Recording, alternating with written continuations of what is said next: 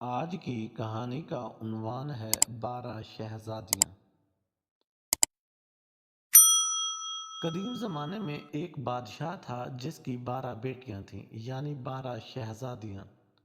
ان کی خوبصورتی کا کیا کہنا تھا، سب کی سب ایک سے بڑھ کر ایک تھیں۔ بادشاہ نے ان کی شادی کرنے کا فیصلہ کیا تو ان کو ایک حیران کن راز کا پتہ چلا کہ شہزادیاں رات بھر رقص کرنے کے لیے جاتی ہیں، مگر کسی کو بھی پتہ نہیں چلتا کہ وہ کہاں جاتی ہیں۔ بادشاہ بہت پریشان تھا۔ اس نے قلعے کے سب دروازے بند کروا دیے تاکہ شہزادیاں باہر نہ جا سکیں، لیکن اس کی تمام کوششیں ناکام ہو گئیں۔ وہ پریشان تھا کہ آخر ماجرا کیا ہے۔ بادشاہ نے اعلان کروایا، جو کوئی شہزادیوں کے رقص کا پتہ لگائے گا اسے اپنی پسندیدہ شہزادی سے شادی کرنے کا موقع ملے گا، اور وہ میرے مرنے کے بعد بھی بادشاہ بنا دیا جائے گا، اور اگر 3 دن میں اس راز کا پردہ فاش نہ کر پایا تو اسے موت کی سزا دی جائے گی۔ یہ خبر ریاست میں ہر طرف پھیل گئی۔ ایک شہزادہ آیا جو رقص کے راز کا پتہ لگانا چاہتا تھا۔ اس نے کہا، میں آپ کا پڑوسی ہوں اور اسی ریاست کا شہزادہ ہوں۔ شہزادیوں کے رقص کا پتہ لگانے آیا ہوں۔ بادشاہ نے اس کا استقبال کیا۔ رات کا کھانا کھانے کے بعد اسے شہزادیوں کے کمرے کے ساتھ والا کمرہ سونے کے لیے دے دیا گیا۔ شہزادیوں کے کمرے کا دروازہ کھلا رکھا گیا اور شہزادے کا پلنگ ایسے رکھا گیا کہ وہ ساری رات ان پر نظر رکھ سکے۔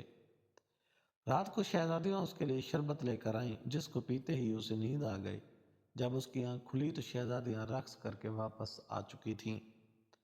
3 دن ایسے چلتا رہا۔ چوتھے دن جب شہزادہ بادشاہ کے سامنے حاضر ہوا تو اس کے پاس بادشاہ کے سوالوں کا کوئی جواب نہ تھا۔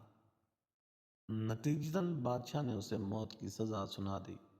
یوں ہی بہت سے لوگ آئے لیکن سب ناکام رہے۔ پھر ایک دن ایک زخمی سپاہی اپنی قسمت آزمانے بادشاہ کی ریاست کی طرف چل نکلا۔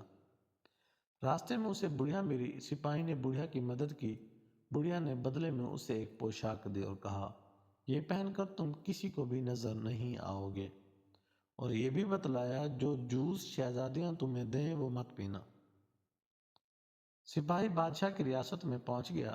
بادشاہ نے اس کا استقبال کیا اور اسے شہزادیوں کے رقص کا راز معلوم کرنے کے لیے 3 دن دیے۔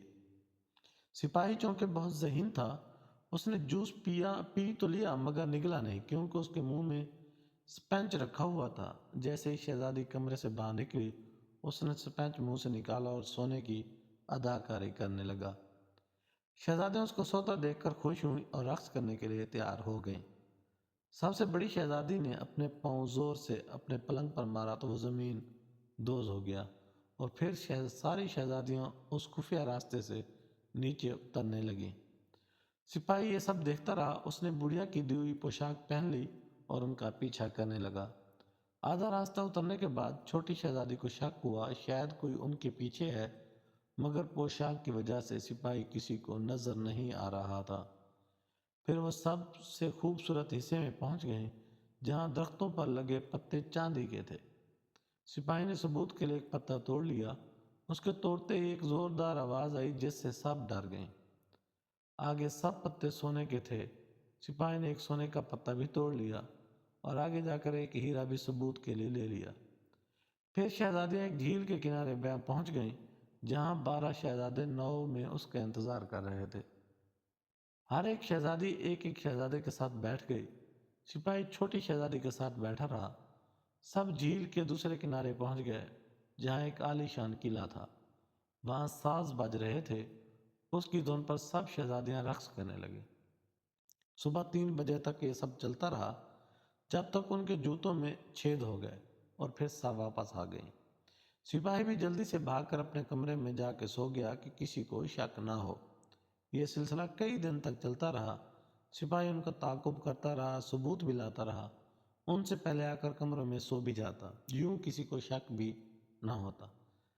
تیسرے دن جب فیصلے کی گھڑی آئی تو بادشاہ نے سپاہی کو بلا لیا۔ سپاہی نے کہا، عالی جہاں سبھی 12 شہزادیاں اپنے کمرے سے زیر زمین سرنگ سے ہوتی ہوئی ایک ایسے قلعے جاتی ہیں جس کے باغ کے پتے چاندی اور سونے کے ہیں۔ اس نے ثبوت کے طور پر وہ پتے دکھائے۔ شہزادیوں نے یہ سب مان لیا۔ بادشاہ نے اس سپاہی کو خوب انعام سے نوازا اور پوچھا، میری کس بیٹی سے شادی کرنا چاہتے ہو؟ اس نے سب سے بڑی شہزادی کو پسند کیا اور پھر دونوں کی شادی دھوم دھام سے کر دی گئی۔ بادشاہ نے اعلان کیا کہ میری وفات کے بعد میرا داماد اس سلطنت کا بادشاہ ہوگا، اور پھر سب ہنسی خوشی سے رہنے لگے۔ تو پیارے بچوں، اگلی کہانی تک دیں مجھے اجازت۔ اللہ نگہبان۔